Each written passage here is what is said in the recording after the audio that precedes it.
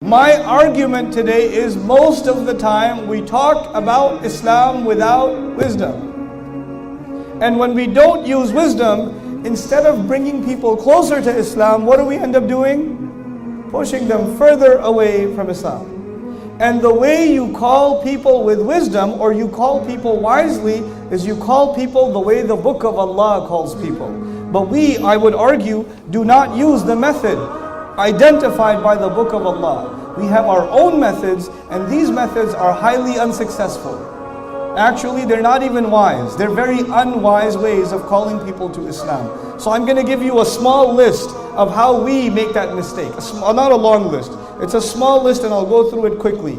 But as I go through it, I want you to think about the khutbahs you have heard, the lectures you have heard, the Islamic discussions that you have been a part of at the dinner table, or conversations you've had about Islam under any class, any course, anything you've learned, and see if you hear anything that reminds you of what you heard.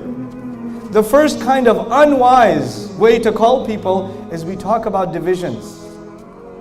We talk about this group versus that group. This sheikh versus that sheikh. You know, this school of thought versus that school of thought. You said this, but that sheikh said that. You want to have a battle? You know? And then there are people who say they talk about Islam, but the only thing they talk about is how wrong the other guy is. They will have YouTube channels, Facebook pages, blogs. These people put a lot of effort into studying the mistakes of someone else. Get a life, dude. But anyway, that's what they do. They study, and they say, in this video, in minute number 87, dude, you listen for 87 minutes to wait for a mistake? That's amazing. I am impressed with the level of attention span you have. This brother said this, and astaghfirullah al-azim, this is why this brother is a fitna, and he is calling people to the hellfire, and da da da da, and here's my blog to save the ummah from this guy. Does this sound familiar to you? People will benefit from someone, you'll be benefiting. I don't have to name any names. I don't care. I don't care. And this is not even about myself, because I honestly don't care. I really don't care. I read some of the comments under YouTube videos for entertainment. That's what I do. But you know, you'll have somebody who'll say, maybe you're benefiting from someone. Somebody comes to you, yeah, you know, but he's got this mistake, or some people say that he's deviant, or some people say that he's not a good scholar, or some people... Have you heard these conversations? Where do you get this some people business from?